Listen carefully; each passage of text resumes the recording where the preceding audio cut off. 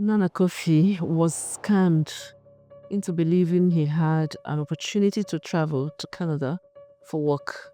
The offer was introduced to him by his aunt, Agnes Kaka, who convinced him that she had traveled the same way. To secure the opportunity, he was required to deposit $1,500 in addition to 1,000 Ghana cedis for his passport. Upon agreeing, he was made to stay in a house for 6 days with other supposed victims. On October 1st, 2023, Anna arrived in Nigeria at 3:31 a.m. and was met by John, an associate of Mr. Richard, the supposed facilitator. They deceived him to come to Nigeria with lies that getting Canadian visa from Nigeria would be easier than Ghana. John took him to Infinity Hotel, where they shared a room for the night. The next day, they proceeded to Capital Junction to deposit the $1,500 as instructed. Nana, still believing in the opportunity, called his aunt, who reassured him that the payment was legitimate. After making the deposit, he was asked to return the next day for an interview. At the interview, he was informed there was no travel opportunity. Instead, he was being recruited into Kinet, a business he knew nothing about. His aunt later admitted she was also in Nigeria and not in Canada. As she had previously claimed, she too insisted she was a victim.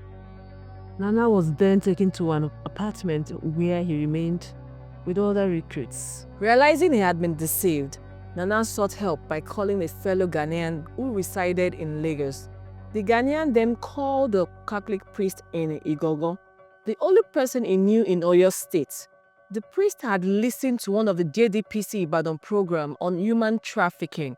Ran his community in the past for a consultative visit. The consultative visits, as we call it, is an outreach program where we meet with the communities, traditional and religious leaders for the places we seek to provide awareness and advocacy. The priest then contacted the JDPC Ibadan and we contacted Mr. Marcus, a member of the Oyo State Task Force on Human Trafficking and chairman of the Rapid Response Team on Gender-Based Violence and Child Abuse. Through the combined efforts of the JDPC, Oyo State Task Force on Human Trafficking, and the NSCDC, Nana was rescued on the 8th October 2023 at 9:30 a.m. the following day.